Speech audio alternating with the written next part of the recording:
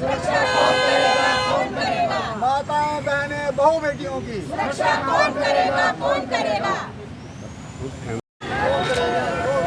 माताएं बहनें बहू बेटियों की सुरक्षा कौन करेगा, कौन करेगा? माताएं बहनें बहू बेटियों की माताएं बहनें बहू बेटियां सुरक्षित नहीं है, सुरक्षित नहीं है, माताएं बहनें बहू बेटियां सुरक्षित नहीं है, सुरक्षित नहीं है। माताएं बहनें कौन करेगा, माताएं बहनें बहू बेटियों की सुरक्षा कौन करेगा, कौन करेगा? माताएं बहनें बहू बेटियों की सुरक्षा नहीं है, सुरक्षित नहीं है, माताएं बहनें बहू बेटियां सुरक्षित नहीं है, सुरक्षित बेटियां सुरक्षित नहीं है, सुरक्षित नहीं है, माताएं बहनें बहू बेटियां सुरक्षित नहीं है, सुरक्षित नहीं है। माताएं बहनें बहू बेटियां। यहाँ एक बहू बेटी खड़ी थी और वो सुबह शाम 6 बजे अपने काम पे जा रही थी।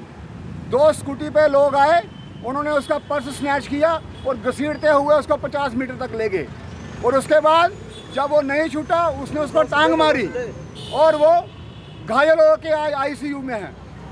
यहाँ तक हालत हो गई है कि पुलिस डिपार्टमेंट में ही गाड़ियाँ खड़ी हैं, उनके टायर चोरी हो रहे हैं। ये सब व्यवस्थाओं के लिए अगर कोई उत्तरदारी है वो हमारी एडमिनिस्ट्रेशन है। कोई सीसीटीवी फुटेज निकाली या वो तो होगा ही जो कर रहे हैं, बात वो नहीं है। बात ये है ये घटनाएं क्यों हो रही हैं और इसकी सुरक्षा के लिए जिम्मेदारी किसकी है? क्या हमारा ऑफिस कल्चर जिन्होंने लोगों की सुरक्षा जान माल की करनी है वो क्या रूटीन में सड़कों पे आके गश्त लगाते हैं?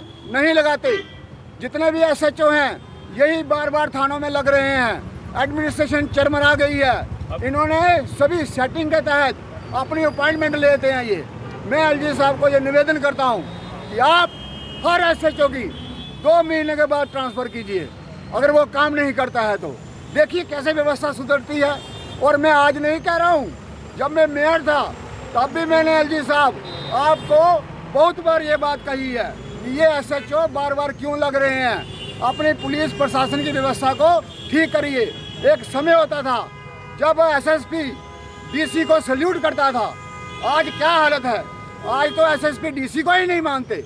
ये व्यवस्थाएं चरमरा गई हैं और ये सारी कमी जो है वो नॉन एसर्टिव पॉलिटिकल असर्शन में है। पॉलिटिक्स जो है वो डोसाइल हो गई है।